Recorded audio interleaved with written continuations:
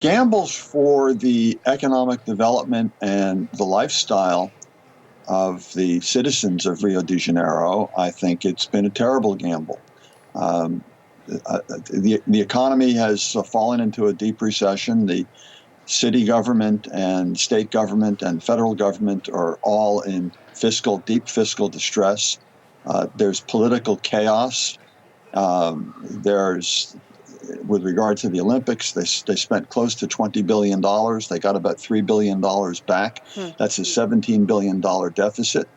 I think that they tarnish their reputation internationally as a tourist destination or business destination.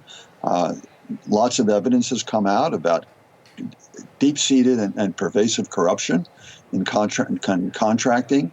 In Brazil, evidence has come out about pollution of the waterways in Brazil. Evidence has come out about intensified and, again, pervasive violence around Rio. I can't see how the news that's come out and the images that have come out of Rio over the last month in any way promotes long-term economic development.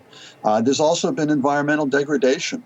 One of the things they did is they built the third golf course for Rio de Janeiro. It's a city where hardly anybody plays golf, and the two existing private courses are underutilized. They built a third golf course.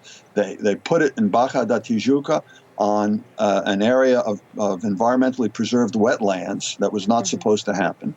And now in order to maintain that golf course, they're going to have to use an immense amount of water for irrigation in a city that is water short already. So and on a variety of dimensions, this is not something that's promoting the standard of living or promoting economic development in Rio de Janeiro. It's doing exactly the opposite. So you can't see any benefits from having an Olympics in this area? Well, look, you spend $20 billion, you can probably identify $1 billion or $2 billion of useful infrastructure investment. There was some modernization of the port area, which is not a bad thing that happened. It's not a bad thing to have a subway that goes from Ipanema to Barra da Tijuca.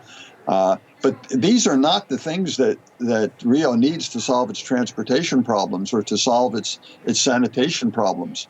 It's very, very low in priorities, and particularly for governmental entities that are experiencing massive deficits.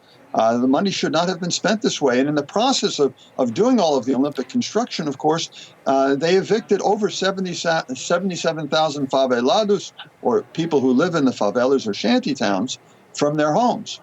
People who were sent 10 miles away to the west of Rio in a situation where there's no good public transportation. It's a 2-hour commute to their works. Their kids are taken out of their schools. They're torn asunder from their communities.